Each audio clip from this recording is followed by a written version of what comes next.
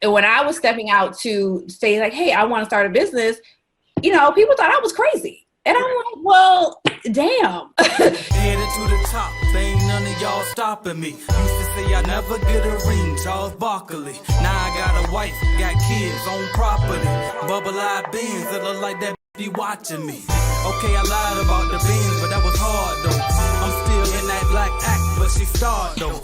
Cause that's all it takes. I'm flashing for. I'm on my grind, not no more fashion show.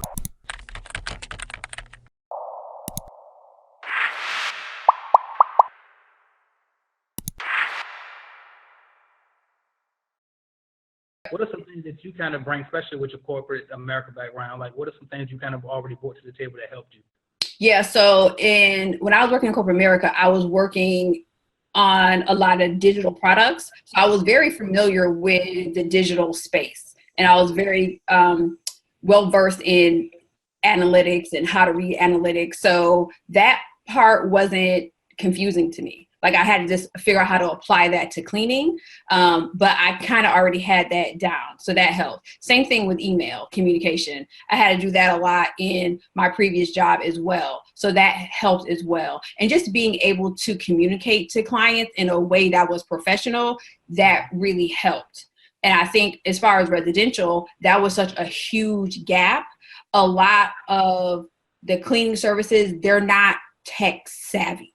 And we kind of live in this Uber society where people just want to go online or go on their phone and make an appointment or order some food and it comes and you're not talking to a whole lot of people. So I set up my cleaning service to run in the same way. A lot of my customers I've never seen or spoke to. I only communicate with them like via text sometimes, and I charge their credit card every time. And that's how they like it. And so that's the kind of technology that I knew that was missing and that I knew that I can integrate into the cleaning service.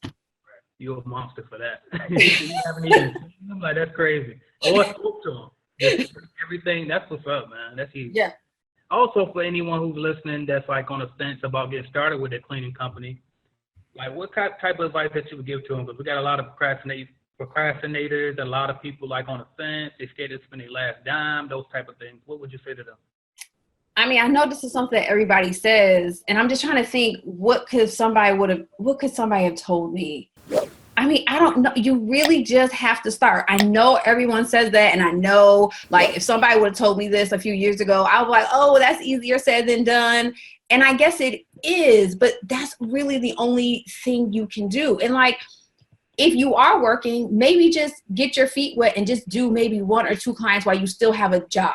And then maybe that can ease your way into it. Like maybe you're not the one that's going to quit your job and then do the cleaning service full time right off the bat. Maybe that's not everyone's journey, but at least do something. Start somewhere. You have to get the ball rolling, or you're just going to be sitting on the sideline watching AJ videos for the next year, wishing and hoping. Yeah, that's facts. I've seen it time and time again, man. Yeah. Okay, and then the next question was supposedly, what about the people who don't have any cleaning experience? But you kind of already went there. It's like no excuses, right? No excuse. Like you can hire people for everything. And it's like people don't have experience in every single thing that they start. Like they just don't. Like I know someone said, I read somewhere, I heard somewhere, it was like the person who made dog food. Like, do you think they had like experience eating dog food? Probably not, but it's like they knew there was a need and they just figured out how to deliver. So it's like you don't have to have experience in everything. You just have to know enough and then hire somebody who has that experience. Right. Okay. Now, before I ask my last question, I want to take a time to shout your husband out because he played a vital role in your company as well, right? Yeah. So my husband, he like I said, he was the one who like told me you need to leave work. And I was so scared. And like every day he would be telling me like, did you put in your 2 weeks notice? Did you put in your 2 weeks notice? And I was so scared to do it. And so big shout out to him. And even now, like before I joined the masterclass, we were able to get a few contracts because my husband is a beast at emails. Okay. So like at night and on the weekends, he is cold emailing people. and we've gotten a few clients because of that. So he definitely helps me out. And if I'm like right now, like I can't answer phones, so like my husband's gonna be like, okay, I'll take a lunch, I'll answer phones now. So he definitely helps out. That's what's up. That's what's up. And then my final question was, after it's all said and done, you build your cleaning company, you do anything else that you plan on doing, like what is your legacy that you kind of want to leave behind? What is all of this about? So for me, like I want to just be an example of someone who has learned that you don't have to have a job. And I just want to say there's nothing wrong with a job, right? But I think, you and I are on the same page that you can't leave a job to your family. Right. And I want to have a legacy of something that can be generational wealth. And I think in our community, that's not something that's kind of talked about.